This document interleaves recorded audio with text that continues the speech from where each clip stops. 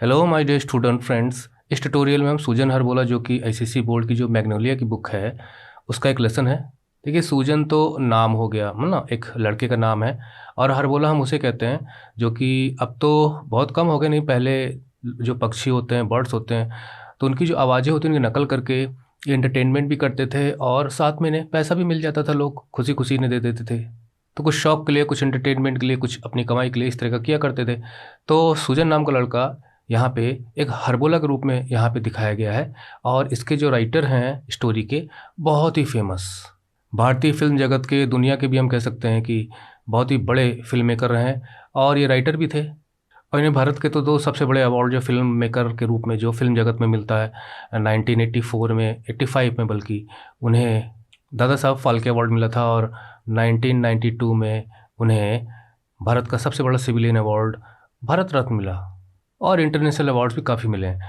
ये उनकी जो कलेक्शन है, the magic of moonlight flower and other enchanting stories. Enchanting मतलब होता है मंत्रमुग्ध कर देने वाली, यानी इतनी अच्छी स्टोरीज़ कि आप बस जादू ही जैसा असर हो जाए आपके ऊपर। तो बहुत ही इंटरेस्टिंग स्टोरी के कलेक्शन में से लिया गया है। और ये एक एक्सट्रैक्ट है, मतलब कि ये पूरी स्टोरी नहीं है, उसमें से काट छाँट कर दिया गया है। और ये ट्रांसलेटेड है क्योंकि ये बंगाल के रहने वाले थे सत्यजीत रे, तो बहुत ही फेमस बंगाली ट्रांसलेटर हैं अर्णव सिन्हा। उन्होंने बांग्लादेश से और इंडियन पश्चिम बंगाल से भी जो राइटर, मतलब बंगाली भाषा की जो स्टोरीज़ हैं, राइटिंग्स हैं, उनको उन्होंने ट्रांसलेट किया है।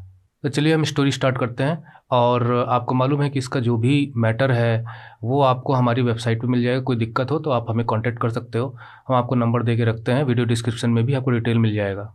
और अगर आप पीडीएफ चाहते हैं तो वो आपको ख़रीदनी पड़ेगी, बहुत ही कम पैसे में हम आपको पीडीएफ उपलब्ध करा देते हैं। नहीं तो वेबसाइट विजिट करके आपको फ्री में ट्यूटोरियल्स के साथ साथ जो आप देख रहे हैं, आपको बुक के सॉल्यूशंस, आंसर्स भी मिल जाएंगे। तो ले स्टार्ट करते हैं।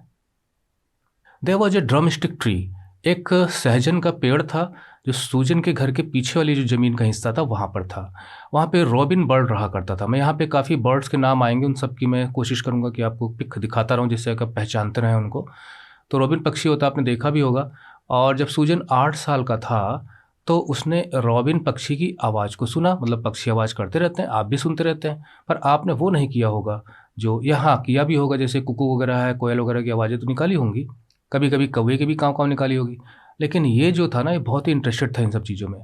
तो जब उसने उसकी कॉल सुनी, जब वो 8 साल का था, तो उसने उस पर गौर किया और उस पर सोचा। बहुत ही अच्छा लगा उसे, ये पक्षी कितनी अच्छी अच्छी आवाज़ें करते हैं। तो क्या can human beings sing so well? क्या जो हम मानव लोग जो हैं वो भी क्या इतना अच्छा गा सकते हैं? गाने का मतलब होता है कि यहाँ पे प्यारी प्यारी चिड़ियों की जो आवाज़ें जो हमें अच्छी लगती हैं, क्या हम उस तरह से आवाज़ निकाल सकते हैं? फ्रॉम दैट डे, उस दिन से ही, मतलब जब इसके मन में एक ख्याल आया, तो ट्राई टू इमिटेट। देखिए, इमिटेट का मतलब होता है कि नकल करना, किसी को फॉलो करना, कॉपी करने की कोशिश करना। तो उसने रॉबिन, चूँकि रॉबिन पक्षी मेरे ख्याल से एक क्या और भी रहे होंगे उसके, मतलब रॉबिन पक्षी प्रोमिनेंट थे उसके, जो सहजन के पेड़ पर जो रह के आवाज़ किया करते थे वहाँ पे, तो उनकी आवाज़ों को सुनता था वो। तो उसने कॉपी करने की कोशिश की। एक दिन he heard the robin returning his call. वाह वाह वाह! एक दिन रॉबिन ने उसकी कॉल का जवाब दिया। रिटर्न माने वापस करना। तो यहाँ पे कोई चीज़ वापस करने की बात नहीं हो रही। यहाँ पर जब ये जो सूजन था उसने रॉबिन की आवाज़ की नकल की, तो रॉबिन ने भी वैसा ही जवाब दिया। होता है ना? कभी कोई आपके सामने डॉगी खड़ा हो और आप भाव भाव करें, तो या तो देखेगा या हो सकता है आपको भी जवाब दे। तो रॉबिन रिटर्निंग कॉल का मतलब होता है कि रॉबिन शायद उसकी आवाज़ से जो आवाज़ निकल रही थी उसको उसे लगा कि जैसे कोई मेरे ही प्रजाति का पक्षी आवाज़ निकल रहा है। ही रियलाइज्ड, उसे एहसास हुआ that he had learn the robin song. अब उसे ऐसा लगने लगा जैसे उसे रॉबिन का गीत जो वो गाता है, मतलब यहाँ पे जो उसकी क्राई है, जो आवाज़ निकालता है, वो उसने सीख लिया है। यानी वो कभी भी कहीं से भी आवाज़ करेगा तो रॉबिन पक्षी कहीं पे भी होगा वो जवाब देगा, क्योंकि उसे लगेगा कि दूसरा रॉबिन जो वर्ड है वो आवाज़ कर रहा है। इवन हिज मदर, उनकी माँ का नाम था दैमोई। तो उनकी माँ भी सोचती थी हाउ लवली, कितना प्यारा, लिटिल वन। अपने ये जो बेटे हैं ना सूजन के लिए वो कह रही हाय कितना प्यारा मेरा बेटा है। I have never heard the cry of A bird in a human voice before. अरे मैंने जो मतलब आदमी की आवाज़ में, मतलब ह्यूमन वॉइस में, तो कभी इतनी प्यारी बर्ड की आवाज़ तो मैंने सुनी ही नहीं। She was just mesmerised. सूजन बहुत खुश हुआ जब उसकी माँ ने तारीफ़ की होगी ना, तो सूजन बहुत खुश हुआ। सूजन के पिता का नाम था दिवाकर। अब वो एक ग्रोसर थे, मतलब वो पंसारी की दुकान चलाते थे ना, आटा, चीनी, दाल, ये सब जो बेचने वाली दुकानें होती हैं। तो उसने सूजन को हरन, अब यहाँ पे आप देखते चलिए कि कितने कितने कैरेक्टर्स आ रहे हैं। हरन एक टीचर है जो पढ़ाता है, और पाठशाला में भेजा। मतलब जब ये कहानी लिखी जा रही है, पाठशाला का मतलब स्कूल, जहाँ पर पाठ वगैरह पढ़ाया जाता है, लेसन्स बताए जाते हैं, जैसे आपको स्कूल में भेजा जाता है। तो सूजन जो है वो बैठा रहता था और अपनी पाम लीफ नोटबुक, पहले ज़माने में क्या होता था कि भाई पेपर तो होते नहीं थे, तो लोग ताड़ के पत्तों पर या किसी नेचुरल चीज़ से बने पेपर पे लिखा करते थे। मतलब इस तरह के पेपर नहीं जैसे आज आप देखते हैं। और उसका मन पढ़ाई में नहीं लगता था, वो क्राइज ऑफ बर्ड्स की तरफ उसका मन लगा रहता था। और जब टीचर उससे पूछता था, सूजन से कहता था रिसाइट करो, मतलब सुनाओ, मतलब कोई चीज़ हम ऐसे सुनाते हैं जिसमें कुछ रिदम होती है ना। तो उसने कहा कि 5 टाइम्स टेबल सुनाओ, यानी 5 का जो टेबल है वो सुनाओ। तो देखिए 2 1 2 5 1 5, 5 2 10, 5 से 15, तो देखिए इसमें रिदम बन रही है ना, इसलिए यहाँ पे रिसाइट वर्ड का यूज किया गया है। तो उसने कहना सुना 5 1 5, 5 2 12। अब देखिए यहाँ पे वो गलत टेबल सुना रहा है, क्योंकि उसका तो मन कहाँ लगा रहता था, उसका मन क्राइज ऑफ बर्ड्स में लगा रहता था। 5 3 18, और ये 3 डॉट बता रहे हैं कि इस तरह से आगे बोलता चला गया।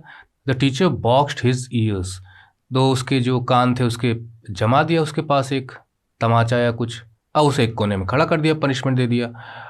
लेकिन वहाँ से भी खड़े खड़े वो सुन रहा था calls of nightingales, brain fever birds, क्योंकि जहाँ पे स्कूल है वहाँ पे तो कई पक्षी रहे होंगे आसपास, है ना, काफ़ी पेड़ रहे होंगे वहाँ पे उस समय। अब तो पेड़ जंगल बहुत ज़्यादा काटे जा रहे हैं, लेकिन पहले बहुत पेड़ हुआ करते थे।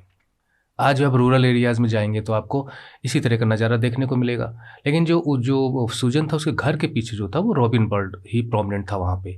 तो ब्रेन फीवर बर्ड्स, ये सब बर्ड्स है जो मैं आपको दिखा दे रहा हूँ।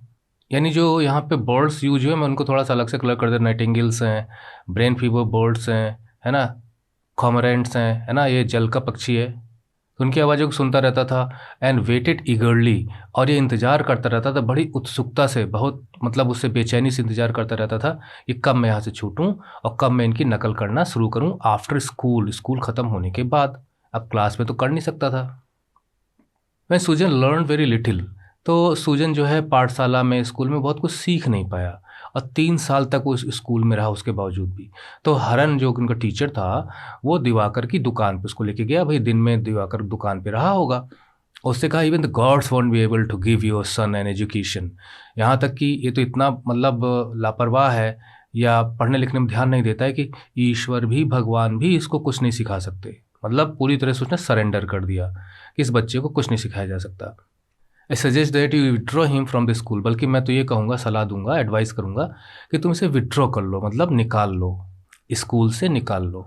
दिवाकर कॉल्ड सूजन एंड आस्क्ड, दिवाकर ने सूजन को बुलाया और उससे पूछा कि what have you learned at the पाठशाला ऑल दिस टाइम, इतने समय से 3 साल तक तुम स्कूल में रहे, तुमने क्या सीखा। I have learn the call of 22 different word, अरे मैंने 22 प्रकार के पक्षियों की आवाज़ें मैंने कोशिश करके उनकी आवाज़ों को निकालना सीख लिया है, सूजन ने बताया। इसका मतलब यह है कि जो सूजन जो है वो अपने पिताजी से इस तरह की बातें कर पा रहा है, तो इसका मतलब उसके और उसके पेरेंट्स के बीच में बहुत ही फ्रैंक रिलेशन रहा होगा, जहाँ पे बच्चे अपनी बात अपने माँ बाप से कहने में घबराते नहीं हैं। तो सूजन टोल्ड हिम, ने बताया, there is a banyan tree behind our pathshala, हमारे पाठशाला के पीछे एक बरगद का पेड़ है। And all sorts of birds come there, sorts का मतलब होता है टाइप, डिफरेंट टाइप्स, प्रकार।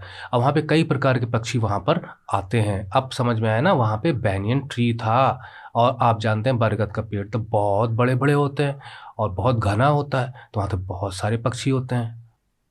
Do you want to be a mimic then a हबोला, मिमिक का मतलब होता है कि नकल करना। अब इमिटेट का मतलब होता है कि आप उसकी किसी एक चीज़ की नकल कर रहे हो, कॉपी करने की कोशिश करो। अब मिमिक का मतलब होता है उसकी आवाज़, उसके एक्शंस की नकल करना, हूबहू उसकी एक्टिंग करना, यह है मिमिक। आपने आवाज़ की मिमिक्री बहुत सुनी होगी ना, आप टीवी वगैरह देखते होंगे किस प्रकार से, मतलब जो मिमिक्री करने वाले होते हैं वो डिफरेंट डिफरेंट एक्टर्स की आवाज़ निकाल देते हैं। तो जो पक्षियों की आवाज़ निकालता है, इस तरह से नकल करता है, उसे हरबोला कहा जाता था। तो उसने कहा, क्या तुम हरबोला बनना चाहते हो। हरबोला, व्हाट्स दैट, ये क्या है। Harbola can imitate the sounds of different birds and animals, वो इमिटेट कर सकते हैं, मतलब उनकी आवाज़ की नकल कर सकते हैं डिफरेंट बर्ड्स और एनिमल्स भी। हरबोला में मतलब बर्ड्स ही नहीं है, एनिमल्स की भी, मतलब एंड बर्ड्स एंड एनिमल्स की आवाज़ निकलने वाला। और दे मेक अ लिविंग का मतलब होता है इस तरह से वो अपना जीवन चलाते हैं, मतलब दे अर्न, इसी प्रकार से वो 4 पैसा कमाते हैं। Performing their mimicry for audiences, audiences मतलब श्रोतागण जो सुन रहे हैं उनकी आवाज़, उसकी मिमिक्री को, तो वो मिमिक्री करके अपनी कमाई करते हैं। सो सूजन डिवोटेड, मतलब इसके पेरेंट्स ने कुछ रोका नहीं, उसको डांटा नहीं, कुछ कहा नहीं। उन्होंने सोचा बच्चा है, अगर उसके अंदर यही टैलेंट है तो उसे आगे बढ़ने दो। सूजन डिवोटेड मतलब पूरा समय लगा देना, डेडिकेट कर देना। Himself to becoming a harbola, तो उसने फिर हरबोला बनने की ये पूरी अपनी कोशिशें लगा दी। यानी मुझे अब हरबोला ही बनना है, अगर यही है, मुझे यही पसंद है तो मैं हरबोला बन जाऊंगा। He love to work around the fields, वो फील्ड्स के आसपास घूमता रहता था, जंगलों में घूमता रहता था। जंगलों मतलब जहाँ पे पेड़ वगैरह ज़्यादा हों, फील्ड्स मतलब जो खाली स्थान हो। Listening to the cries of birds की, और जान बीस्ट माने पशुओं की आवाज़ों को सुनता था, उनकी नकल करता था। और जब बर्ड्स रिस्पॉन्ड करती थी, मतलब ये आवाज़ निकालता था, तो वो बर्ड जवाब भी देती थी उसी तरह की आवाज़ निकाल के। By calling back his heart danced in delight. देखिए डिलाइट का मतलब होता है बहुत ही खुश, और डांस मतलब नाचना, तो खुशी से नाच उठता था जब वो आवाज़ निकालता था। किसी भी कोने में है और पक्षी उसे नहीं देख रहा है, बर्ड उसे नहीं देख रहा है, फिर भी आवाज़ निकाल रहा है। सोचिए कितना इंटरेस्टिंग होता होगा ना movement. That is why danced in delight. He had mastered, मतलब he became very good at, और महारत उसने हासिल कर लिया, एक्सपर्ट हो गया। He had mastered the cries of cows, वो गायों की आवाज़ निकाल लेता था, काब्स की आवाज़ निकाल लेता था, सीप की आवाज़ निकाल लेता था, गोट्स की आवाज़ निकाल लेता था। आप भी कोशिश करिए। हिज मूइंग मतलब गाय की जो आवाज़ होती है ना, तो वो मूइंग। ब्रॉड पीपल, ये थोड़ा सा यहाँ मिस्टेक है, यहाँ पे आउट होना चाहिए, आउट ऑफ देयर हर्ट्स। अरे जब वो गाय की आवाज़ निकालता था तो इतनी सच्ची, एकदम सही गाय की आवाज़ निकलती थी कि लोग घरों से बाहर आ जाते थे कि कहीं पे कोई जो भूला बिसरा कोई काफ यानी गाय का बच्चा तो नहीं आ गया जो बाहर आवाज़ दे रहा है। सो ट्रू, 100% कॉपी कर लेता था। The washerman's donkey pricked up his ears, और जो धोबी होता था, है ना, अब देखिए अब तो नहीं है इस तरह का, बहुत कम होता भी होगा, नहीं कह सकते, बहुत इंटीरियर में। तो जो वो धोबी होता था वो लोगों के घरों से कपड़े ले जाता था, धोता था और गधे पे लाद कर लेके आता था, इसलिए धोबी का गधा बहुत फेमस है। तो वॉसोमेंस जो है डोंकी, उसका जो गधा था वो भी अपने कान एकदम खड़े कर लेता था जब ये सूजन उसकी आवाज़ निकालता था, क्योंकि गधे की आवाज़ क्या होती है, ब्रे। तो सूजन जब ब्रे करता था तो गधा भी एकदम कान खड़े करके कहाँ से आवाज़ आ रही है, अब वो भी जवाब देता होगा। Wondering where this donkey was, हाँ ये थोड़ा सा यहाँ मजाक दिया गया है कि सूजन जब ब्रे करता था तो जो वाशरमैन का जो धोबी था वो भी सोचने लगता था। डोंकी मतलब वंडरिंग मतलब सोचना, ये दूसरा डोंकी कहाँ पर है, कहाँ से आवाज़ आ रही है। अच्छा, जब सूजन जब मिमिक करता था नेइंग ऑफ हॉर्सेस, घोड़ों की हिनहिनाने की आवाज़ को नेइंग कहा जाता है। तो जमींदार का जो घर है, जमींदार जो बहुत बड़ी बड़ी ज़मीन के मालिक होते हैं ना, जमींदार बड़ी बड़ी हवेलियों में रहते हैं, मतलब बहुत पहले की सब बातें हैं, है ना, कहानी उस समय की है जब इस तरह के जमींदार रहा करते थे। अब तो जमींदारी ख़त्म हो गई इंडिया में। तो जमींदार के घर के बाहर जो घोड़े वगैरह बंधे रहते थे, जब उनकी, तब घोड़े होते थे उनके पास, सैनिक होते थे उनके खुद के अपने, तो जब उनकी आवाज़ निकालता था तो जो ग्रूम था, यानी दूल्हा, ब्राइड ग्रूम को दुल्हन कहते हैं, ग्रूम को मतलब दूल्हा जिसकी शादी होने वाली है, तो दूल्हे तो अभी भी घोड़े पे बैठकर आते हैं। वो परंपरा अभी तो चल रही है। तो ग्रूम भी सोचने लगता था ये किसका घोड़ा है भाई, मेरा तो चुपचाप खड़ा है। ये बात है। जहाँ तक पक्षियों की बात है, सुजन ने एक प्रकार से मास्टर बन गया था उनकी आवाज़ों का, और लगभग वो 100 वैरायटीज़ के पक्षी की आवाज़ निकाल लेता था। जैसे नाइटिंगेल्स हैं, टेलर बर्ड्स हैं, कुकूज़ की आवाज़ तो आपने ज़रूर निकाली होगी, पीजन्स हैं, डव्स हैं, है ना, ये दोनों जो हैं कबूतर की तरह ही होते हैं। डव्स जो है कबूतर ही होता है, इसे हम फाख्ता कहते हैं पिजन को। पैरट्स आपने देखे होंगे, मैनाज हैं, है ना। नाइटिंगेल्स रिपीट हो गया यहाँ पे, पता नहीं कैसे। टेलर बर्ड्स भी रिपीट हो गया। एनीवे, स्नाइप्स हैं, है ना, बहुत ही शर्मिला पक्षी होता है। वुड पिकर, कठफोड़वा जिसे आपने देखा होगा। बार्न आउल्स, है ना, थोड़ा सा अंतर होता है नॉर्मल आउल से, और बहुत सारे पक्षी। तो वैसे पक्षी की आवाज़ निकालें तब तो बहुत ही नॉर्मल है, नेचुरल है, लेकिन ह्यूमंस अगर आवाज़ निकालें तो कुछ अंतर आ जाता है। लेकिन वो इतनी सही आवाज़ निकालता था कि लाइक ह्यूमंस, मतलब जो आदमी हो तो धोखा खा ही जाते थे, बल्कि बर्ड्स भी धोखा खा जाती थी। मिस्टुक यहाँ लिखा गया। मिस्टुक का मतलब होता है किसी को गलत समझ लेना। तो उसकी मिमिक्री को वो सच में किसी दूसरे वाले अपने ही प्रजाति के पक्षी की आवाज़ समझ लेते थे कि बहुत ही रियल आवाज़ आ रही है। तो आदमी समझते थे कि रियल बर्ड बोल रहा है, और दूसरा बर्ड भी समझता था कि कोई रियल बर्ड बोल रहा है, क्योंकि भाई देखिए वो तो किसी भी कोने से आवाज़ निकाल देता था, और कहीं पे पेड़ पे बैठा हुआ जो बर्ड था वो उसको सुनता था, तो ये तो दिखाई नहीं दे रहा उसको, उसे लगता था मेरी तरह का दूसरा वहाँ से बर्ड कोई आवाज़ निकाल रहा है। वैसे आपने डॉग की, कैट की आवाज़ तो निकाली होगी। कैट की तो बहुत कोशिश करते हैं लोग। एक दिन क्या हुआ, उसके पिताजी took him to meet Kartik. उसके पिताजी कार्तिक के पास लेके गए। अब यहाँ पे एक और मतलब आ गया करेक्टर। वो भी एक प्रकार का हरबोला ही था, है ना। वो दूसरे गांव में रहा करता था बगल के। तो Kartik had been working as a harbola for 20, वो 20 साल से हरबोले का काम कर रहा था, है ना। एंटरटेनमेंट करता था और पैसा कमाता था। तो सूजन ने यह एहसास किया that Kartik did not know even half the cry that he did. हालांकि सूजन गया और सूजन ने देखा होगा कि भाई कुछ आवाज़ें भी करके इसने दिखाई सुनाई होंगी। तो सूजन को ऐसा लगा कि कार्तिक तो did not know even half the cry that he did. वो तो आधे मतलब उससे आधे पक्षियों की भी आवाज़ों को नहीं जानता है। मतलब वो लगभग 100 से ज़्यादा पक्षियों को जानता है, और ये 50 से भी कम पक्षियों की आवाज़ों को निकालता है। तो कार्तिक से तो बहुत ही अच्छा हुआ ये। और ये चीज़ कार्तिक को भी एहसास हुई होगी। सूजन कुड मिमिक द सहनाई। अब सूजन जो है वो सहनाई की भी आवाज़ निकाल सकता था। Doing his on accompaniment on the tabla. और अकम्पनीमेंट का मतलब होता है साथ देना। तो जब जब बाजे वगैरह बजते हैं, म्यूजिकल इंस्ट्रूमेंट बजते हैं, तो और भी लोग साथ में बजाते हैं। तो अपनी मुंह से वो शहनाई की आवाज़ निकाल सकता था, और साथ में तबला भी खुद ही बजा सकता था, मतलब उसकी भी आवाज़ निकाल सकता था। और वो ट्रम्पेट यानी जो तुरही होती है, आज भी आपने सुना होगा, उसकी आवाज़ बहुत ही इंटरेस्टिंग होती है, बहुत ही मंत्रमुग्ध कर देने वाली होती है ना। आजकल यूट्यूब वगैरह पर आपको बहुत से ट्रम्पेट बजाने वाले मिल जाएंगे, बहुत फेमस। तो उनकी भी आवाज़ निकाल लेता था।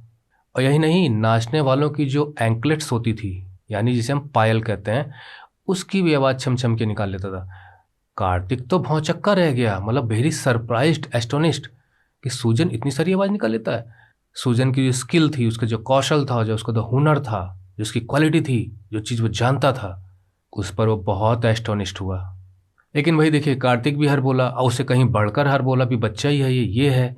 तो वो जेलस फील करने लगा, थोड़ा सा जल भुन गया, मन में जेलसी हो गई उसके। तो he was too jealous to say anything. तो कुछ भी कहने में उसको ईर्ष्या महसूस हो रही थी। यहाँ कहने का मतलब ये है कि वो उसकी खुल के तारीफ भी नहीं करना चाहता था, क्योंकि खुल के तारीफ करने का मतलब होता कि वो उसकी अपने से भी ज़्यादा बड़ाई कर रहा है। होता है, जेलसी आ जाती है। कोई आपसे अच्छा है तो आप बहुत ही बड़े दिल के हो, तब तो खुल के तारीफ करो, क्या बात है क्या बात है, अरे तुम तो मुझसे भी अच्छा करते हो। और अगर आप छोटे दिल वाले हो, नैरो माइंडेड हो, तो आप जेलसी फील करोगे और तारीफ कम करोगे या नहीं करोगे। He just said I don't take apprentices. दरअसल वो कार्तिक के पास इसलिए लेके गया था कि जो सूजन है वो कार्तिक से सीखे, और यहाँ तो कार्तिक से भी ज़्यादा वो जानता है। तो कार्तिक ने कहा आई डोंट टेक अप्रेंटिसेस, मतलब मैं जो है शिष्य नहीं बनाता। देखिए, अप्रेंटिस होता है जो न्यू लर्नर होता है, किसी की निगरानी में सीखता उगता है ना। तो मैं न्यू चेले नहीं बनाता। Can you please tell me how you got started. क्या तो मुझे ये बता, मतलब क्या आप मुझे ये बता सकते हैं कि हाउ यू गॉट स्टार्टेड। मतलब आपने शुरुआत कैसे की। मतलब आप इतना कुछ इससे अर्न भी कर लेते हो, तो कैसे आपने शुरुआत की। That would be very helpful. सूजन ने कहा, उससे बहुत मदद मिलेगी मुझे। आई परफॉर्म, मतलब मैं किया करता था, हरबोला का काम किया करता था जानतीपुर जो महल है वहाँ पे। एट द एज ऑफ 13, 13 साल का था तो मैंने हरबोला बनकर लोगों का एंटरटेनमेंट करना शुरू किया जानतीपुर महल में। द किंग वॉज प्लीज्ड, राजा बहुत प्रसन्न हुआ। रिवॉर्डेड, मुझे इनाम दिया। इट मेड मी फेमस, और मैं फेमस भी हो गया, क्योंकि राजा के यहाँ दरबार में मैं लोगों का एंटरटेनमेंट करता था, लोग मुझे देखते थे। If you can please a king, अगर आप किसी एक राजा को प्रसन्न कर लेते हो, that will be a good start, तो तुम्हारी बहुत अच्छी शुरुआत जीवन में हो जाएगी अर्न करने की। वन डे सूजन वेंट टू चनराली। चनराली जगह का नाम है, इसको भी हम कलर्ट कर देते हैं। घना जंगल, समझे, बहुत ज़्यादा नज़दीक नज़दीक पेड़ हों, बीच में जो मैदान ना हो, तो उसके बाग, उसके गांव के बगल में बहुत ही घना जंगल था, और उसके गांव का नाम था Kheera. He spend the day mastering the calls, तो वो वहाँ से गुजर रहा था चनराली जंगल से, तो वो आवाज़ें निकाल रहा था। Mastering the calls of the unknown birds, तो वहाँ पर ऐसे भी पक्षी मिल रहे थे जिन्हें उसने कभी नहीं सुना था, तो उनकी भी आवाज़ें निकाल रहा था। उनकी आवाज़ को वो ज़्यादा अच्छी करने की कोशिश कर रहा था कि मैं भी इन आवाज़ों का मास्टर बन जाऊँ। The sun was beginning to set, Sujan saw a king approaching, approach मतलब उसके पास आते हुए उसने देखा कि घोड़े की पीठ पर बैठा हुआ एक राजा आ रहा है। Who do you think you are, the king bellowed stopping his horse. तो राजा ने पूछा कौन हो तुम। यहाँ पे जो बेलोड वर्ड का यूज हुआ है तो इसका मतलब होता है कि बहुत ही तेज आवाज में, गुस्से में, मतलब लाउडली। कौन हो तुम, स्टॉपिंग हिज हॉर्स, अपना घोड़ा रोकते हुए। बॉइंग मतलब अपना सर झुकाते हुए सुजन ने अपना नाम बताया। दरअसल राजा ने इसलिए पूछा क्योंकि बालक था, है ना। देखिए आगे वो पूछ रहा, aren't you afraid of tigers, क्या तुम्हें टाइगर से डर नहीं लगता। Roaming about alone in the forest, तुम इस तरह से घूम रहे हो, टहल रहे हो। रो मतलब टहलना, घूमना बिना किसी पर्पज के, ऐसे ही इस जंगल में। सुजन सूक हिज हेड, सुजन ने अपना सिर हिलाया। इस सेक का पास्ट टेंस है, यहाँ सूक का मतलब ये हो गया कि उसने मतलब ना में मतलब दाएं बाएं अपना सिर हिलाते हुए कि नहीं मुझे तो नहीं लगता डर। Are in any tigers in the forest, ये टाइगर के लिए जंगल जाना जाता है क्या, यहाँ पे टाइगर्स नहीं है क्या। राजा ने पूछा। I was told it is full of tigers, मैंने तो पूछा, ये मुझे तो ये पता चला था, मुझे तो ये बताया गया था, यहाँ बहुत ही टाइगर्स रहते हैं। Do you need tigers your majesty, majesty मतलब होता है महाराज, मतलब हम राजा महाराजाओं को जब यहाँ पे स्टोरी में जब हम उसको एड्रेस करते हैं, उनको बोलते हैं तो मैजेस्टी करके, जैसे हम जनरली सर मैडम बोल देते हैं तो उनके लिए मैजेस्टी, यानी आप महाराज हैं, आपकी महान है, आप बहुत ही प्रतापी राजा हैं, बहुत ही वैभवशाली राजा हैं। तो ये सब प्रयोग किया जाता है कि हे प्रतापी राजा, हे महाराज, क्या आपको टाइगर्स चाहिए क्या। Of course, don't you see I am here on a hunt, बिल्कुल बेशक, ऑफकोर्स मतलब तो आप जानते होंगे ना कि बिल्कुल बेशक, तुम्हें नहीं मालूम, देखो मैं शिकार पे निकला हूँ। सुजन थॉट इट ओवर, मतलब इट का मतलब यहाँ पे जो यहाँ पे टाइगर की बात उठी है तो थोड़ी देर उन्होंने सोचा, क्योंकि इसने कहा था ना कि क्या आपको टाइगर चाहिए क्या। देयर इज ए टाइगर, एक टाइगर है। आई कैन मेक श्योर, मैं ये पक्का करूँगा, निश्चित करूँगा, यू हियर इट्स रोर, कि आप उसकी कम से कम गुर्राने की आवाज़ तो ज़रूर सुन लें। यानी यहाँ पे टाइगर है और आप कैसे जान पाएंगे, जब वो रोर करेगा तब। तो यहाँ पे मैं आपको विश्वास दिलाता हूँ कि आपको टाइगर की गुर्राहट सुनाई, but will you kill this tiger you majesty, लेकिन क्या आप उसे मार दोगे क्या, हे महाराज, हे राजाधिराज, क्या आप उसे मार दोगे। विल आई किल इट, देखिए क्वेश्चन मार्क, क्या मैं मार दूंगा, आप बेशक मार दूंगा। But what harm has it done to you, लेकिन उसने आपको क्या नुकसान पहुंचाया है महाराज, आप उसे मार दोगे। बच्चों इसे आप सोचिए, है ना, कि इस ये क्या कह रहा है सूजन यहाँ पे, है ना। हम जो निरीह प्राणी होते हैं या हम बेवजह इनोसेंट एनिमल्स को किल करते हैं, क्या ये ठीक है। किल करने का मतलब ये नहीं कि हम यहाँ पे टाइगर की मारने की बात कर रहे हैं, कोई भी एनिमल हो, कोई भी पक्षी हो। तो उसने क्वेश्चन किया, the king was a kind man, राजा एक बहुत ही दयालु आदमी था, मतलब he was good at heart. He said after a pause, pause का मतलब होता है रुकना, थोड़ी देर रुकने के बाद उसने सोचा और फिर बोला, वेरी वेल, वेरी वेल मतलब खैर, anyway, I accept what you say, मैं मान लेता हूँ जो तुम कहते हो। I shan't kill the tiger, मतलब सैंड मतलब shall not kill the tiger, मैं टाइगर को नहीं मारूंगा, because it has not harm me, क्योंकि उसने मुझे नुकसान नहीं पहुंचाया है।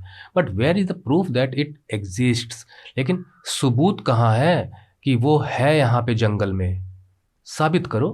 अब देखिए यहाँ पे जैसे राजा ने कहा इट हैज़ नॉट हार्म मी, मतलब चूंकि क्योंकि टाइगर मुझे नुकसान नहीं पहुंचाएगा तो मैं उसे नहीं मारूंगा, कहने का मतलब ये है। कपिंग हिज हैंड्स, जैसे कप होता है ना, आपके घर में कप या गिलास में चाय पीते होंगे, तो वास्तव में हाथों को जब हम जो है ना दोनों को ऐसे बना लेते हैं अंजलि टाइप की, तो कप बन जाता है। इसी से हम पानी उनी उठाते हैं अंजलि भर के, जब हमारे पास कोई नहीं होता तो हाथ पीने के लिए हम पानी वगैरह ऐसी हाथ करके, या कोई चीज़ लेना होता है तो हम दोनों हाथ, प्रसाद लेना होता है दोनों हाथ ऐसे फैला देते हैं इस टाइप से ना। ये कोई चीज़ रोकना होता है हाथों में तो एक हाथ में नहीं आ सकती तो हम ऐसे करते हैं। तो कपिंग हिज हैंड्स, उसने अपने हाथों का कप बनाया अपने माउथ के आसपास। ओहो, उसने पानी के लिए नहीं, उसने दोनों हाथों को जोड़कर अपने मुंह पे लगाया। एंड सूजन लीन फॉरवर्ड, और थोड़ा नीचे झुका, और टुक अ डीप ब्रीथ, और लंबी सांस ली, and gave out a roar, और उसके बाद जो आवाज़ निकाली वो गुर्राहट की आवाज़ थी। ये आपको इमेजिन करना पड़ेगा भाई, मैं तो वीडियो में हूँ नहीं जो बता सकूँ आपको किस तरह से था।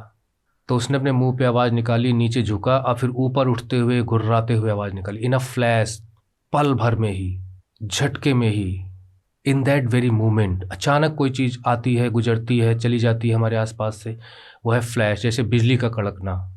तो just happening and then passing, तो in a flash came a response, तुरंत जवाब आ गया। फ्रॉम विद इन फॉरेस्ट, जंगल से ही, रोर। ये जो आर आर ऐसे लिखा गया है, इसका मतलब है टाइगर ने अपनी आवाज़ देर तक निकाली। वाह वाह, इस टाइगर को लगा होगा उस टाइगर को कि कोई और टाइगर आ गया। तो रिस्पॉन्स देखिए मिल गया। The king was very surprised, राजा बहुत ही आश्चर्यचकित हुआ। You have an amazing gift. Amazing मतलब होता है कि बहुत ही सरप्राइजिंग, चकित कर देने वाला, भौचक्का कर देने वाला, आदमी दंग रह जाए।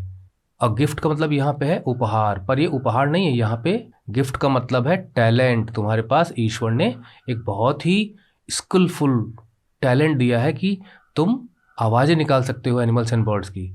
वेयर डू यू लिव, रहते कहाँ हो भाई? इन खीरा यो मैजेस्टी, महाराज मैं खीरा में रहता हूँ। अपने गांव का नाम बताया। Will you come to my kingdom, क्या तुम मेरे राज्य में आओगे? मेरा राज्य है जावड़ नगर। कम से कम चलो ठीक है, वो जो कार्तिक ने कौन सा बताया था? कार्तिक ने जानतीपुर बताया था। मतलब यहाँ छोटे छोटे रियासतों की बात है, छोटे छोटे रजवाड़ों की बात है। और ये जो राजा है वो जावड़ नगर का है। तो क्या तुम मेरे साथ राज्य में चलोगे मेरे? My daughter is to be married, मेरे बेटी की शादी होने वाली है, मतलब राजकुमारी की। और अजबपुर के जो राजकुमार हैं उनसे होने वाली है अगले महीने। विल यू परफॉर्म, मतलब तुम क्या करके दिखाओगे, प्रदर्शन करोगे एज अ हाबोला एट द वेडिंग? क्या तुम शादी में हरबोला बनकर लोगों का एंटरटेनमेंट करोगे? अब आप जानते ही हैं कि राजा कितना कुछ देगा उसको उसके बदले में ना। I have to tell my family your majesty, महाराज मुझे पहले अपने परिवार को बताना होगा, मतलब अपने पेरेंट्स से मुझे कंसल्ट करना होगा। बहुत ही ओबेइंग, बहुत ही अच्छा बालक है भाई। गो होम नाउ, तो घर जाओ। Will spend the night here and go, हम यहाँ पर रात बिताएंगे। वी विल का मतलब ये है कि यहाँ पे अकेला राजा नहीं रहा होगा ना, राजा के साथ उसके मिनिस्टर्स, उसकी पूरी टीम रही होगी, राजा अकेले थोड़ी निकला होगा। तो हम रात यहीं बिताएंगे, वहीं पे अपना कैंप लगा देंगे, टेंट वगैरह। And go back in the morning, और सवेरे हम जाएंगे। You must be here early tomorrow morning, लेकिन तुम्हें सवेरे कल तड़के ही पहुंच जाना है, बताने के लिए कि तुम मेरे साथ चल रहे हो कि नहीं चल रहे हो। ऑल राइट योर मैजेस्टी, ठीक है महाराज, बिल्कुल ऐसा ही होगा। तो ये यहीं पे इन्होंने छोड़ दिया इसको। और ये क्लास 5 के लिए है, तो बहुत ही इजी लैंग्वेज में भी है। और सत्यजीत रे, जिनके बारे में मैंने आपको बता ही दिया, भारतीय फिल्म इंडस्ट्री का बहुत ही बड़ा नाम है ना। भारत की फिल्म इंडस्ट्री इनकी मेरा अधूरी है। पाथ और पंचाली जैसी फिल्में, शतरंज के खिलाड़ी जैसी फिल्में आज तो आप देखना पसंद नहीं करोगे, क्योंकि बच्चे हैं, फाइट मार धाड़ वाली फिल्में ऐसी लगती हैं उनको। बट एनीवे, इनका नाम मत भूलिएगा। इसके जो भी क्वेश्चन आंसर्स हैं हमारी वेबसाइट पे आपको मिल जाएंगे, डिस्क्रिप्शन वीडियो में दिया गया होगा लिंक वगैरह। और आप हमसे व्हाट्सएप पे ग्रुप क्या चैनल है, वहाँ जाके आप ज्वाइन होइए, वहीं पे हम भेजते हैं इन सब चीज़ों को। और पीडीएफ अगर आपको चाहिए, बहुत ही मिनिमल पेमेंट पे हम आपको इसकी पीडीएफ दे देंगे। नहीं तो वेबसाइट पे आपको जो आंसर्स हैं वो बुक के मिल जाएंगे। और इसके अलावा आप हमसे पेड क्लास भी अरेंज करा सकते हैं। मान लीजिए आपके अंदर कोई क्वेश्चन है, कोई डाउट है, तो आप हमसे कांटेक्ट कर सकते हैं और हमसे पेड क्लास थोड़ा बहुत ही कम पैसे में हम आपकी ऑनलाइन मीट करके आपके क्वेश्चंस को सॉल्व कर देंगे। और अगर आप चाहते हो कि कोई आपको होमवर्क हेल्प चाहते हो, तो भी आप हमसे बहुत ही मिनिमल पेमेंट पे आप हमसे होमवर्क हेल्प ले सकते हो। तो ट्यूटोरियल खत्म करते हैं, अगले किसी ट्यूटोरियल में फिर आपसे मुलाकात होगी। So keep studying, keep learning. Bye bye my dear students.